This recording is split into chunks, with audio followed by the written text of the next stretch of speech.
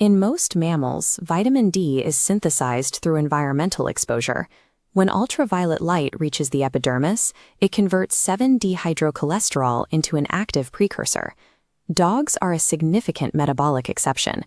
Their skin contains negligible concentrations of 7-dehydrocholesterol, making sunlight-driven synthesis clinically non-existent. Because of this evolutionary trait, dogs cannot rely on their environment for this hormone. They are entirely dependent on dietary intake to meet their biological requirements. Their systems utilize two specific dietary forms: plant-based ergocalciferol, or D2, and animal-based cholecalciferol, known as D3. This total dietary reliance creates a common point of failure in modern care. Pet owners often feed homemade diets, typically meat, grains, and rice, assuming these fresh ingredients naturally provide a complete nutrient profile. Without the safety net of cutaneous synthesis, vitamin D is a constant clinical liability. For the veterinarian, it is a variable that must be actively monitored and corrected. Our clinical understanding of vitamin D began in 1918, when researchers identified it as a cure for severe skeletal deformities in puppies. Historically, severe deficiency manifested as rickets in the young and fibrous osteodystrophy in adults, conditions that physically warped the skeleton due to unregulated calcium metabolism.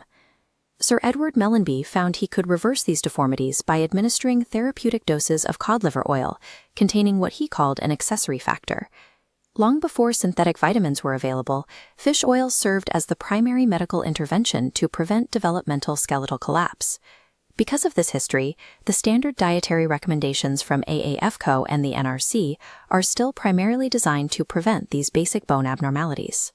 While preventing bone disease is essential, viewing vitamin D only as a structural nutrient ignores its true role as a systemic multi-organ hormone. Once ingested, dietary cholecalciferol is bound to transport proteins and carried to the liver. Here, the enzyme 25-hydroxylase converts the raw D3 into calcidiol, or 25-OHD. The molecule then travels to the kidneys, where 1-alpha-hydroxydase converts it into the active hormone, calcitriol. Despite being the active form, calcitriol is an ineffective diagnostic tool. It exists at microscopic picomolar concentrations and has a brief half-life of only 4 to 6 hours. In contrast, calcidiol is highly stable. It circulates in much higher volumes and remains in the system for 10 days to 3 weeks. This stability makes serum 25-OHD the universally accepted biomarker for a dog's clinical vitamin D status.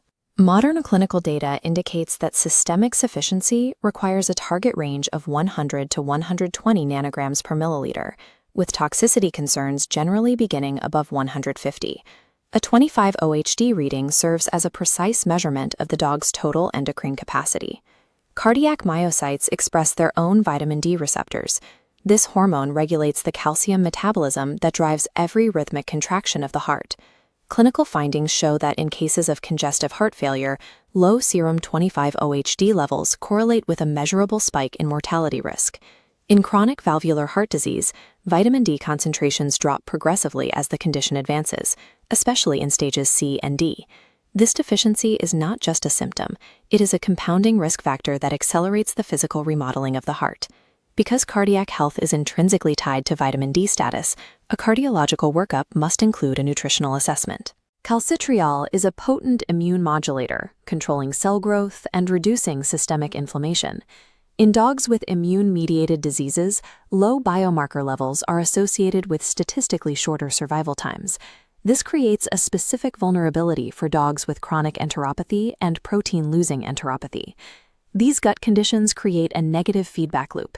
Inflammation in the intestine impairs the absorption of the very vitamin needed to regulate that inflammation. A retrospective study of 43 PLE cases confirmed that hypovitaminosis D is a significant prognostic indicator for negative outcomes. For the clinician, correcting a vitamin D deficit in these patients provides essential therapeutic leverage and improves the long-term prognosis. Most homemade diets rely on a mix of muscle meats, dairy, and carbohydrates like rice or chapati. While these meals provide calories, their cholecalciferol content is negligible compared to the 100 nanogram systemic target. Even when owners attempt to add vitamins, standard dosages often fall short. One study confirmed that supplementing at 5 times the NRC recommended allowance still failed to reach the sufficiency range in healthy adult dogs. Estimating vitamin D in homemade diets mathematically guarantees subclinical deficiency. Achieving sufficiency requires precise, analytical formulation. This formulation requires exact data. A standard 17-gram chicken egg yolk, for example, provides approximately 37.1 units of vitamin D. Fish sources vary wildly. Common rohu contains 84 units per 100 grams, while the mola carplet provides over 93,000 units for the same portion. For most pet owners, the daily task of sourcing, weighing, and preparing these specific high-yield fish is logistically impossible. Because of these barriers, commercial cholecalciferol supplements are the only way to ensure mathematically consistent dosing.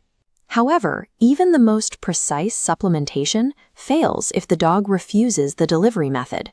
When treatment regimens rely on daily oral intake, palatability becomes the primary constraint on clinical compliance.